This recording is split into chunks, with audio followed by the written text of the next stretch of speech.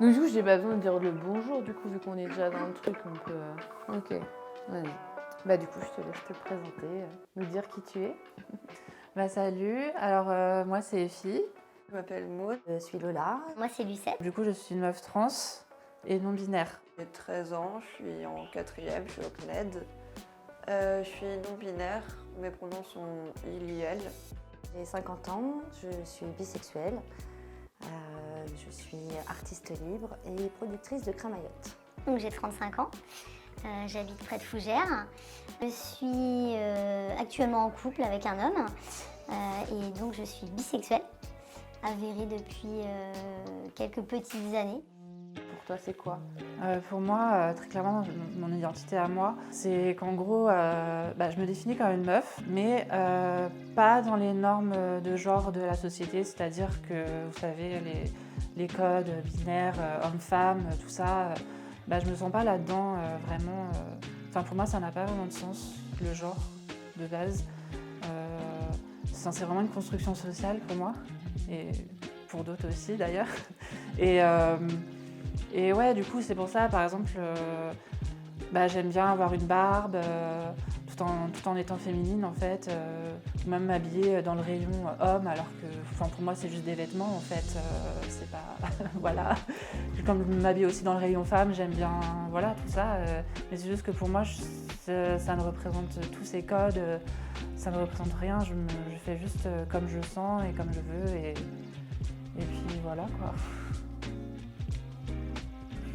Pour moi, c'est déjà ni homme ni femme, c'est entre les deux ou surtout entre les deux. Enfin, je ne saurais pas trop expliquer, mais après, dans la non-binarité, il y a plein d'autres trucs. Il y a Turfit, demi-girl, demi-boy. C'est tout un délire. Donc bon.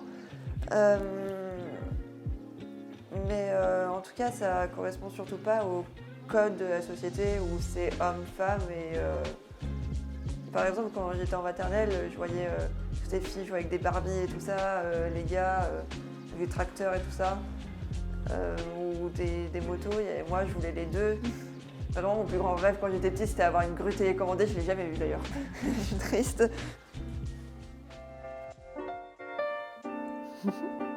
Et du coup, pour toi, c'est quoi la bisexualité? La bisexualité, c'est-à-dire que j'aime les hommes et j'aime les femmes.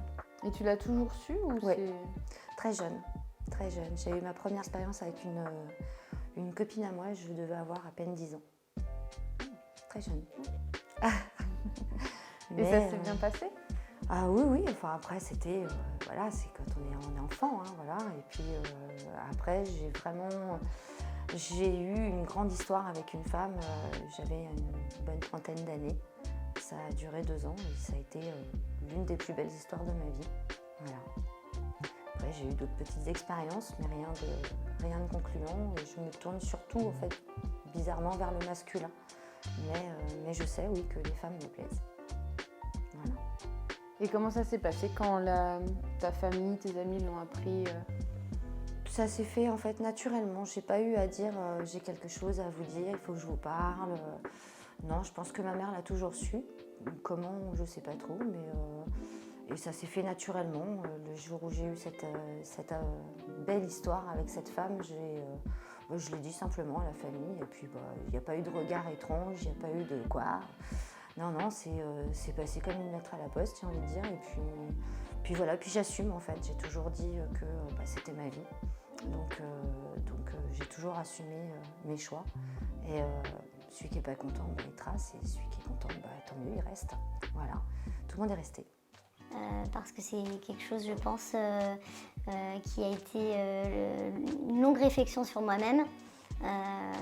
J'ai quand même eu des expériences très jeunes, en début de préadolescence, avec des copines, des petits touches pipi, des petites choses comme ça, des petites attirances que j'avais qui étaient mutuelles. Ensuite, je me suis un petit peu mis dans une case, je me suis mariée, j'ai eu des enfants pendant 10 ans. Donc ce côté bisexuel était complètement fermé à ce moment-là. Et puis j'ai divorcé. Et ça a été un petit peu la révélation après le divorce, où j'ai un petit peu ouvert ma vie et profité vraiment. Au début, j'ai eu des expériences encore avec des hommes qui ont été un peu chaotiques, ce qui m'a amenée à vouloir approcher un milieu qui était méconnu mais fortement souhaité pour moi. C'était le côté de l'échangisme en fait, de fréquenter donc des boîtes échangistes et de pouvoir échanger avec des hommes et des femmes assez librement, chose qui m'a toujours attirée et posé grosses questions et qui s'est avérée très positif. Donc des expériences plutôt avec des couples. Donc beaucoup de positif qui est ressorti là-dedans. Du coup, donc, est-ce que toi, est-ce que tu as vécu des choses un peu, des mauvais regards dans la rue ou même que ce soit à l'école ou des choses peut-être qui t'ont un peu blessé ou comment tu réagis quand quelqu'un n'accepte pas entre guillemets ta différence qui n'en est pas vraiment une parce que c'est chacun son choix. Oui. Mes camarades déjà à l'école maternelle ou primaire voyaient déjà ma différence, donc du coup tout de suite on me disait « Ah, c'est une fille manquée, blablabla, tout ça ». Je suis là « Mais non, je ne vois pas de quoi vous voulez parler ». Et et puis après c'est sûr que le collège, ça a été une période très difficile. J'étais un peu toute seule quoi. Et sinon après j'étais au lycée, c'est là que j'ai entamé ma transition socialement. Et du coup, c'est vrai que j'ai eu beaucoup d'insultes comme le travelot, tout ça. On m'appelait même la chose, pour vous dire. Ou des trucs comme « Ah, sume tes couilles » ou des trucs comme ça, on me l'a dit plein de fois. Donc c'était pas génial, mais après ça va parce qu'au lycée, j'avais quand même quelques personnes qui m'entouraient à cette période-là. Donc j'avais de la chance. Et du coup, tu es attirée par les femmes ou tu peux être attirée par d'autres genres ? Je suis en questionnement, je sais pas du tout, mais je sais parfaitement que j'aime les filles, j'aime les non-binaires, mais pour les gars, j'en ai littéralement aucune idée. Est-ce que certains regards où, là, comme disait ton papa, c'était plus difficile ? Est-ce qu'il y a certains regards qui ont été difficiles, des moments plus compliqués ? Ouais, j'ai eu des choses quand même assez compliquées. Par exemple, je me souviens, souvent les personnes LGBT ont des styles alt, etc., ou des styles un peu différents qui ne rentrent pas dans la norme. Et je me souviens par exemple la première fois que je suis venue avec un style un peu différent au collège, où j'ai eu tous les regards sur moi, et vraiment, alors que de base personne ne me connaît, mais vraiment personne ne connaissait mon prénom, personne vraiment on demandait c'est qui cette personne, personne ne savait. Et du coup, je suis arrivée comme ça avec un nouveau style, et j'étais pas bien, j'ai eu tous les regards toute la journée alors que j'étais absolument pas habituée à ça, j'avais pas d'amis à ce moment-là, j'avais rien. Et en sortant du collège, j'étais à deux doigts de pleurer et il y a vraiment une fille que je n'ai jamais revue après qui est venue me voir en me disant « Hey, j'adore ton style » et j'ai même pas eu le temps de lui répondre qui était déjà partie. Et du coup, je suis vraiment restée 30 secondes en plein milieu de la route en mode « Mais qu'est-ce qui vient de se passer ?» Mais sinon, j'ai jamais eu vraiment de transphobie ou si, mais quand j'étais en groupe avec un drapeau LGBT et tout ça, mais c'est des choses dont je ne m'aime pas, donc bon. Du coup, le regard des inconnus, ça te passe au-dessus. Royalement. Ouais. Royalement, j'ai eu la belle expérience avec mes ex-beaux-parents après la séparation avec leur fils qui m'ont traité de gouine. Voilà, donc j'ai juste répondu que la jalousie était un vilain défaut. Ça me passe au-dessus parce que gouine déjà, pour moi c'est péjoratif, c'est une insulte et puis ça n'existe pas. Est-ce que les personnes de ton entourage sont au courant et si certaines le sont, comment ça s'est passé ? Alors il y a quelques personnes qui sont au courant, c'est pas quelque chose que je vais entre guillemets crier sur tous les toits parce que pour moi ça reste dans mon intimité, c'est quand même quelque chose que j'assume amplement. Souvent ça peut étonner les gens, mais d'un autre côté pas trop parce que je reste quand même quelqu'un avec une personnalité assez atypique et surtout un style très atypique parce que voilà, je reste très percée, très tatouée, donc des fois ça étonne pas forcément. Mais j'ai quand même des personnes proches dans mon entourage qui sont pas au courant et que je ne souhaite pas forcément mettre au courant parce que je pense que ça pourrait mettre une barrière en tous les cas. Même si c'est assumé, et que c'est, peut-être on pourra trouver dommage de ne pas le dire, mais c'est une forme de se préserver et de garder ça pour soi et de le vivre très bien. Et du coup, au niveau de ton orientation sexuelle, du coup, tu es plus attirée par les femmes, les hommes ou d'autres genres ? Alors, en fait, à la base, justement, quand j'étais encore plus jeune, je me définissais vraiment comme homosexuelle, comme gay, parce que j'étais attirée par les hommes, les hommes, quoi. Vu que je me suis découverte trans après, du coup, il y a une période où je me suis dit, en fait, finalement, je suis hétéro, mais en même temps, le fait d'être hétéro, ça me convient pas du tout. Au fur et à mesure du temps, j'ai découvert qu'il existait en fait d'autres orientations sexuelles. Et du coup, aujourd'hui, je me définis comme polysexuelle. En gros, ça veut dire que je suis attirée par plusieurs genres, mais pas tous.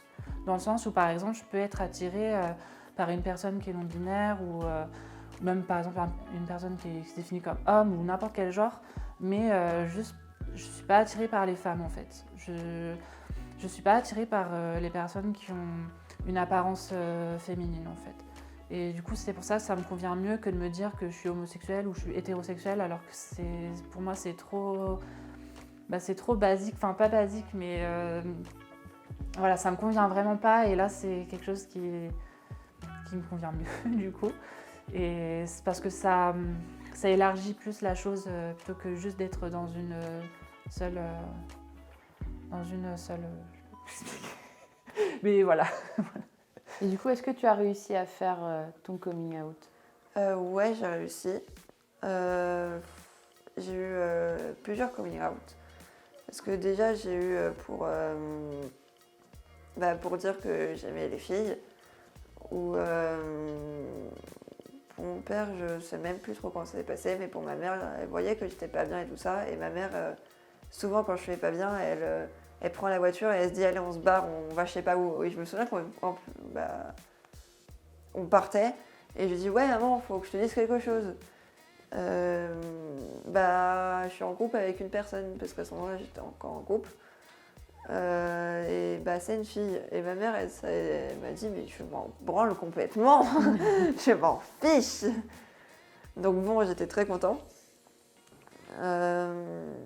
Et après, j'ai eu d'autres coming out, par exemple sur ma non-binarité, sur mon changement de prénom aussi, parce que Jordan name, etc. Bref.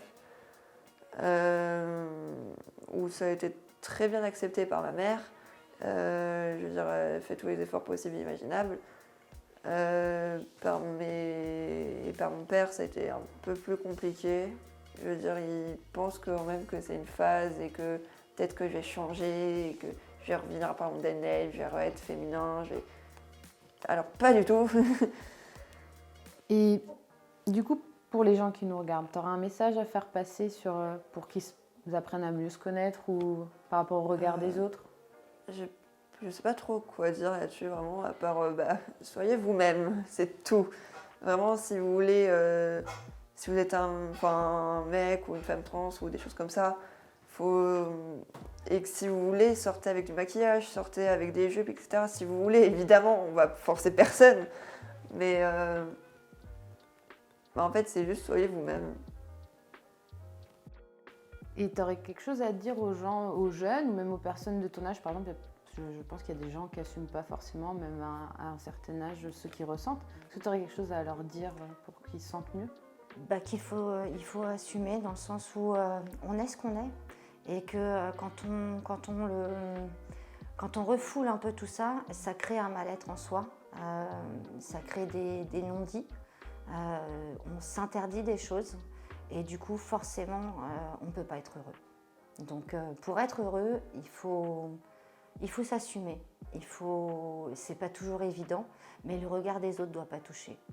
Doit pas toucher parce que c'est notre vie, tout simplement, et qu'on la fait pas avec ces gens-là, et que ceux qui peuvent insulter sont des gens qui ne comprennent pas, qui n'ont pas envie de comprendre et qui n'ont pas envie d'entendre. Donc ceux-là, pour moi, n'ont rien à faire dans ma vie. Et je pense que du coup, il faut vivre ce qu'on est. Tout simplement, c'est ce qui permet d'être heureux et entier.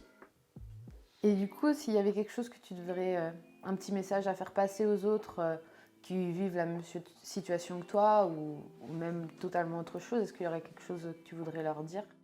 Sur le plan de la bisexualité, j'ai envie de dire que chaque personne est différente, mais que si j'avais pas forcément un conseil à donner, mais de vivre comme on a envie de vivre comme on l'entend et surtout d'arrêter avec des codes ou des points d'interrogation ou surtout les personnes qui ont, par exemple une femme qui est attirée envers les femmes, et qu'elle se laisse aller et que si elles ont envie d'avoir une expérience, qu'elles le fassent.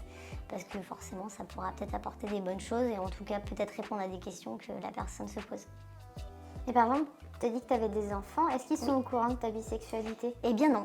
Du coup, ils sont pas au courant parce que pourtant je suis très très ouverte avec mes enfants. Enfin, par exemple, j'ai une de mes filles qui le dit clairement, qui aime que les femmes. Et bon, ça me pose évidemment aucun problème.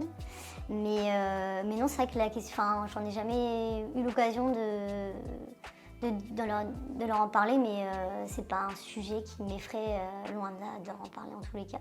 Et je ne pense pas que ça puisse changer l'image qu'ils ont de moi.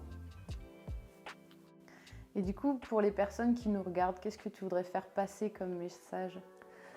Je pensais à surtout